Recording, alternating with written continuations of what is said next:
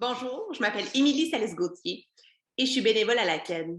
Je suis bénévole à la CAID dans le comité Action politique et publique. Et ce qu'on fait en ce moment, peut-être que vous en avez entendu parler, c'est la campagne des plaintes de masse en mars. Donc, c'est maintenant que ça se déroule. Vous avez encore une semaine pour envoyer votre plainte. Pourquoi on fait ça, donc, des plaintes? Peut-être que vous vous posez la question, vous ne savez pas trop, vous avez vu passer un petit peu, puis vous n'étiez pas certain. Je vous explique rapidement. Alors, nos enfants font l'école à domicile, c'est-à-dire que vous avez la liberté de choisir un peu comment vous faites avec votre enfant. Vous pouvez prendre votre temps, vous pouvez aller à son rythme. Si son rythme est rapide, bien, vous pouvez aller plus vite, etc. Donc, on a toute cette liberté-là. Et plus ça va, cette liberté-là, elle est un peu encadrée, modifiée, changée. Et notamment cette année, très fortement, avec l'entrée en vigueur de l'obligation des examens ministériels. Donc ça se déroule en quatrième année du primaire, sixième année du primaire, secondaire 2, secondaire 4 et secondaire 5. Vous me direz, secondaire 4 et secondaire 5, oui, mais c'est nécessaire pour la sanction des études. Soit, tout à fait. Mais encore là, il y a un problème. Comment se fait-il que les enfants qui font l'éducation à domicile vont aller passer un examen ministériel dans une des matières qui est sujette à un examen ministériel en secondaire 4 ou 5 et que leur examen va valoir pour 100 de la note 1, 0, 0, 100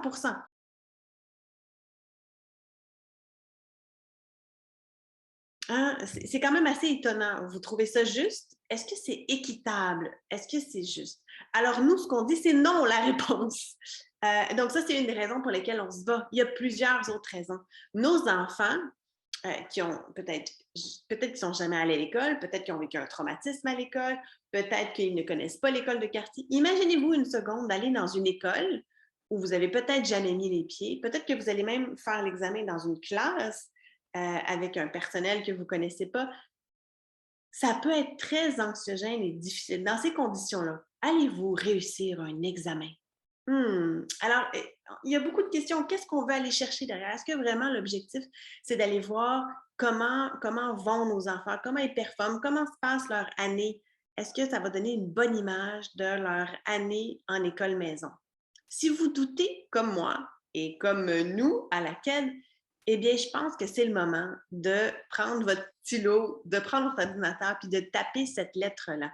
N'oubliez pas de la modifier. On a fait des gabarits pour vous que vous allez trouver plus bas. Ils sont à modifier. Il y a des sections en jaune, donc il faut vraiment les modifier. Mettez-la à votre goût. Pourquoi vous avez envie de faire une plainte? Qu'est-ce qui vous choque là-dedans? On a une liste d'idées. Dans le gabarit, vous allez voir plein de raisons. Si ce n'est même, dont je n'ai pas parlé pour l'instant, par exemple, des conditions de passation qui sont différentes dans toutes les commissions scolaires. On est parti d'une période avant la création de l'ADEME où chaque commission scolaire faisait un peu comme bon lui semblait avec les enfants d'école maison. Il y avait 72 façons différentes de gérer la situation. Et donc, on s'est dit, ouais, avec la création de l'ADEME, ça va être différent. Mais avec les examens, on revient avec 72 façons différentes de faire. Alors, si tout ça, pour vous, c'est difficile et vous voulez soutenir, eh bien, je vous encourage à envoyer votre plainte si vous ne l'avez pas déjà fait. On a un objectif. On veut atteindre 300 plaintes. Alors, on est proche du 200. Aidez-nous à atteindre les 300 plaintes. Votre plainte, vous pouvez l'envoyer à qui? Vous pouvez l'envoyer à l'ADEME.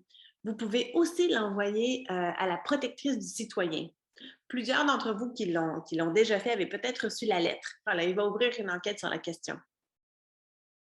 Vous devriez aussi envoyer votre plainte directement au ministère de l'Éducation. Donc, on a un lien ici, ci-bas. Suivez-le, c'est un formulaire que vous devez remplir. Puis, quand vous allez appuyer sur Envoyer, vous allez pouvoir attacher ensuite aussi votre lettre, si vous le souhaitez.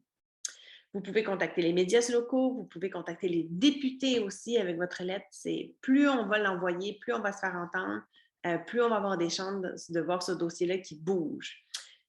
Petite note, si vous faites contacter par les médias suite à l'envoi de votre lettre, n'hésitez pas à renvoyer tout ça vers la CAID si vous voulez, administration@acad.qc.ca.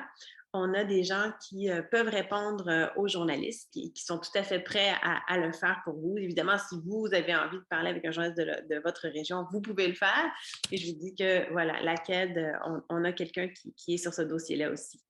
Donc, on est vraiment content de vous avoir. Merci beaucoup à la communauté de participer en masse à ces plaintes de masse en mars.